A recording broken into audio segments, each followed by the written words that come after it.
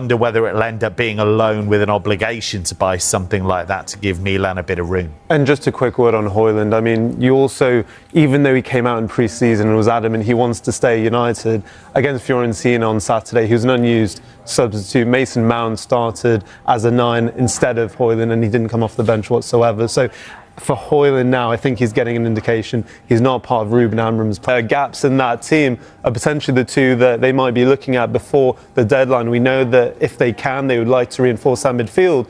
But I think when you look at Højlund's position, the one player isn't there, Joshua Zirkzee, is also potential, of course, as a forward.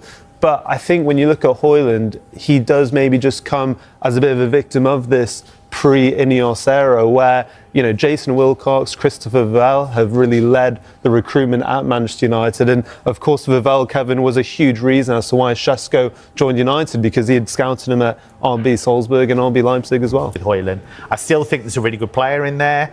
I just think he's kind of been chewed up a bit at Old Trafford, and I think that can happen to a number of players. We've seen it with so many.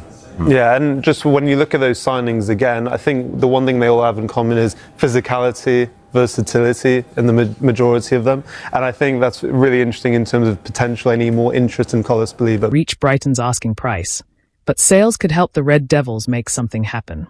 Marcus Rashford's loan move saved United £15 million, but that has been the only significant departure this summer so far. Ineos will be keen to get the cogs turning on deals for the likes of Alejandro Garnacho. Out of the remaining 4 unwanted players left out of Amorim's squad, Garnacho's sale will be the most critical for Ineos. As a Carrington graduate, Garnacho's sale will represent pure profit on the accounting books, which will have a huge impact on the budget. United want £40 million for Garnacho this summer, with talks ongoing with Chelsea to reach an agreement on a permanent sale. Man United can raise £100 million for Carlos Baleba deal.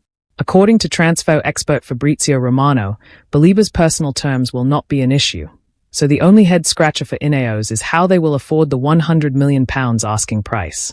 United in Focus previously explained how United can still afford a mega deal this summer, and much of it relies on the sale of Garnacho. Under the current financial rules, the price of incomings is amortized over several years, meaning their accounting costs are spread. Ineos spread the cost of Cunha and Mbeumo, and will likely use a similar strategy for Baleba.